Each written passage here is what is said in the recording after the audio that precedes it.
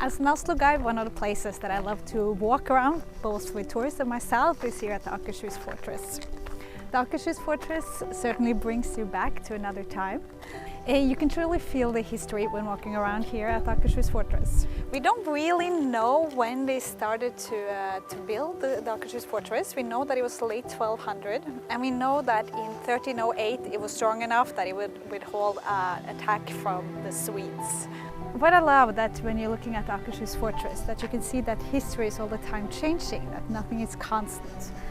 Especially if you look at the walls here, you can see that it's been different building periods, and you can see that based on the different stones that you have here in the fortress.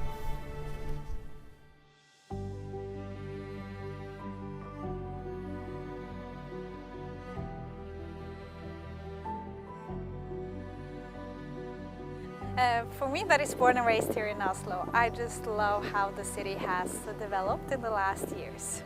We have the Oslo Fjord here, and for a long period of time it was not accessible for us people that is living here in Oslo. But the last years they've been working on something called the Fjord City Project, taking the fjord back so that people living here in Oslo can, and people visiting as well, can enjoy the fjord again.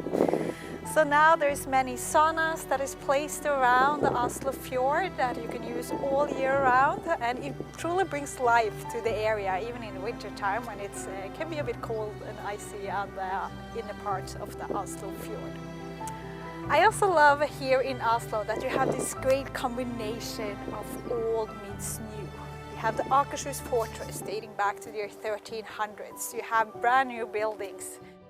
So behind me here we have the City Hall that was completed in 1950, and this is where the Nobel Peace Prize gets delivered out each year in December. And on this side we have the National Museum that opened in 2022.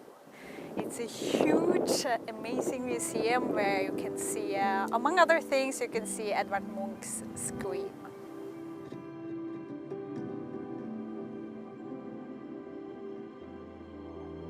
In 1624, there was a terrible city fire in Oslo.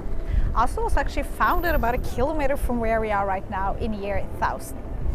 But like I said, in 1624, it was a terrible city fire, and the king at the time, his name was Christian IV.